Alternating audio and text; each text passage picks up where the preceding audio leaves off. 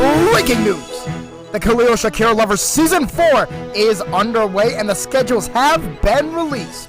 We're gonna go take an in-depth look at one match per week. The most exciting, the most awesome, the most fun. Now we're gonna have all season, again, year 4 Khalil Shakir Lovers. Get your snacks, get ready to dive in, because this is the Khalil Shakir Lovers Fantasy Football schedule release.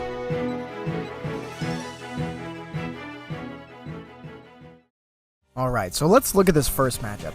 Of course, as some people know, not everybody, right? You gotta get in on the lore, and the lore starts now. Week 1, and now it is week 15. If you can believe it, the regular season has gone up another week, but the first and the last week is the Men Who Run the League rivalry. I might be thinking, Men Who Run the League, what does that mean? Well, take a look, right? You got league manager JV Band JV going crazy on the sticks. All right, back at it again against the Andrew Hawk in week 1. And it is going to be a really tough matchup because, you know, Andrew may or may not have won the league 3 times in a row. And if you remember from earlier, yeah, this is year 4 and he's already won 3. So that is 3 for 3. Very unfortunate for anyone else who has decided to join the league. But again, this week 1 matchup, this is where rivalries are made, right? This is why you go crazy, because, I mean, right now, right, again, I got 3rd last year. Andrew obviously finished 1st. These are 2 juggernauts going at it already at the beginning, and I cannot wait to see where this goes, because, again, start of the season, I have won 3 in a row, and then I've never won outside of week 1. So if I have to take a week 1 loss, it better be because I win the whole thing. Starting now here in week 2, trying to not have the same person back to back, but you're gonna start week 1 and week 2 with huge rivalry games. You gotta come back, right? And week 2 is nothing short of a rivalry again. We have the Andrew Haven game, right? I've been dubbed the Andrew Haven game, right? Back in the day, used to have these divisions back when we only had 8 players in the league. For anyone who is not familiar with the lore, and Andrew and Haven, right, same age, they've been both contenders for fantasy championships year in and year out. One of them has won them all, obviously, but this matchup is just insane, right? You know, you're looking at some of last year's players, and really, you just don't know what happened to Haven's team. Right? We were waiting to see a comeback of some kind. We were waiting to see Haven go deep into the playoffs, and it just wasn't meant to be, right? Had the 2 seasons, had a great regular season, but getting upset by Daniel, who, I mean, he had never even finished top half before the end of last season. So we'll see what kind of week 2 matchup this ends up being. I also think if you thought week 1 is going to be huge for determining pretty much how good you're going to be at the start of the year. First, I'd say quarter, first half even, right? This first couple of games for Andrew, they are not easy. Gotta go up against League Manager, and you gotta go up against Haven. I think this is gonna be a fun one to watch, and I'm very excited to see again who ends up taking this one, because as of right now, I just really don't know. Alright, here in week 3, we have a really interesting matchup. I wanted to go Haven Wesley. For those who are aware that old division rivals, contenders, right? That's what I thought we were going to have here. But I found a more interesting matchup that I really wanted to highlight here for week 3. And that is the match between the Daniel Dietz and, of course, newly acquired player Vincent. And the reason I think highlighting this week 3 matchup specifically is very interesting is based off of 2 things, and they're pretty obvious. One, Daniel got 2nd in the league last year. 2nd, right? Never finished more than top 4, as we mentioned earlier. But again, can he replicate it? And I truly think that it is possible. But 3 weeks in, you gotta go up against someone who's never been in the league. And I think this is where we are going to see the best matchup, right? Daniel looking to prove that he is not only good at fantasy, but maybe even reach that great echelon. I don't know if he reaches an elite echelon. I don't know. All right, the only person who's been there is Andrew consistently. But I think Daniel has a great start, 3-0, right, 3-1. He doesn't have the hardest first 3 weeks, but you got to win the games that you're supposed to win, and those are always the hardest. You might be thinking, oh, if I'm supposed to win, I just win. But with all that expectation of, oh, I'm just gonna win, right? You can never underestimate an opponent. And I think a player like Vincent, who's never played fantasy football before, coming into this week 3 hostile matchup, this could be rough. This could be rough. And so I just want to see, right, the rookie. Well, we got 2 rookies, but one of the rookies taking on someone who's looking to prove their consistency. That is a storyline that we are looking for here in this week 3 matchup.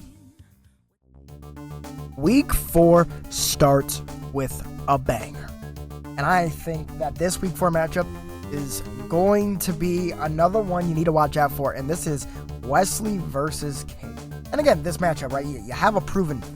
All right, Wesley last season started horribly. It was like 1-6 or something crazy, 1-5. It was not the greatest of starts, but ended up getting, what was it? I think he got 5th. I think he got the best player who didn't make the top 4 playoffs. Just an insane and remarkable end of the year for Wesley. Wasn't enough to get past me and move in as I was the 4 seed, but just crazy to think that Wesley almost made the playoffs after that start. But going up against Kale, and Kale had a great year. I think this was our 5 and 6 matchup right here, was Wesley and Kale, and seeing them one time. I think they only see each other once. They see each other twice. So I'm excited to see how the league and the schedule is shaped up by their second meeting, but this first meeting here in week 4 could be huge. Wesley, again, started horribly last year, ended up pretty much salvaging the whole season. Does he start well? That is the question. Right? He's going to make the playoffs if he starts well. He always drafts well, but Kale, again, very similar spot to Daniel. Only Kale came in last year. He was the rookie and had a great rookie campaign. And now this season, maybe Kale got 7th. I don't know. I'll have a photo up there. So if there's an asterisk, you'll be able to know exactly what the official answer is. But Kale again looking to become consistent, looking to do things his own way. I think against a proven vet like Wesley, this is going to be a fire matchup because this is like quarter of the season in. You need to know your rosters right before the bye weeks are getting started. So I think, again, this is a huge matchup. Very excited to see what goes on here. Let's not waste any time. We'd be a third of the season in, right? This is week 5. And week 5, this is the matchup I want to highlight so badly. And it, of course, is between Joe Deegan and Ian Bodeker. Big shout out to the rookie Kian for filling in for us while we lost a player. Very unfortunate, but I'm just glad that he is here and that we still have the season moving as we usually do. So let's talk about this one. Joe and Kian, right? Kian being a rookie, he never played fantasy before. He's coming in hot. He's looking to just make a name for himself here in this rookie season. And Joe, his team name is Revenge Season, mainly because he was our DFL from last year. He was our last place finisher, and we had a great time at a Denny's. We were there for a long time, but anyway, this is a matchup I really want to highlight because rookie trying to just win some close games, and then you got Joe, who is not getting last and is definitely not picking Anthony Richardson. So this is going to be big for Joe. If he loses the Kian early on here in week 5, could be a very long season yet again for Mr. Deegan. So we're going to have to see who ends up taking this one and just seeing what exactly Joe's got up his sleeve, because he says he's got a plan, and I wouldn't want to go to Denny's a second time ever. Week 6 had some pretty decent matchups overall, but I think the match that I really want to talk about is, of course, the Joe versus Haven matchup. both these teams, they're going into the season, right, with different situations, different expectations. And here in about the middle of the year, we're going to see if any of those expectations have been met or failed, or whatever happens. Obviously, we just went over Joe's situation being last place and the Denny's. But when you take a look at Haven, right, 12 wins. That's certainly a lot of wins. We already went over that. But this is the competition that I know we can have here in the middle of the season. The Revenge Tour name. Will it live up to the hype? I don't know. Old East Division rivalries always go hard every single time. I don't know what it is about the East Division, but that they're always competitive. They're always going to be putting up a lot of points. So I would expect this matchup to also be putting up those same type of numbers. And I cannot wait for another East Division rivalry match. Week 7 has some decent bangers, but the last one on the list is going to be between our reigning 3-time champ Andrew Hawk and rookie Kian. And I think this right here, midway through the season here in week 7, this will be the second time that Andrew and Kian are going to play against each other. And the reason I wanted to highlight this one rather than the first one is that week 3, I think they play in week 3 matchup. A lot of figuring stuff out for Kian. Never played it before, going up against the reigning champ, right? Kian's gonna have a tough 3-week stretch to open the year. But as he goes in about halfway through the season, he gets his second chance. He gets an opportunity to redeem himself or even extend expectations if he were to have won one or both games. I projected Andrew's going to win both these games, let's be honest. But you never know. And that's why I put the rookies against some of the really seasoned vets. Welcome to the league moments happen all the time.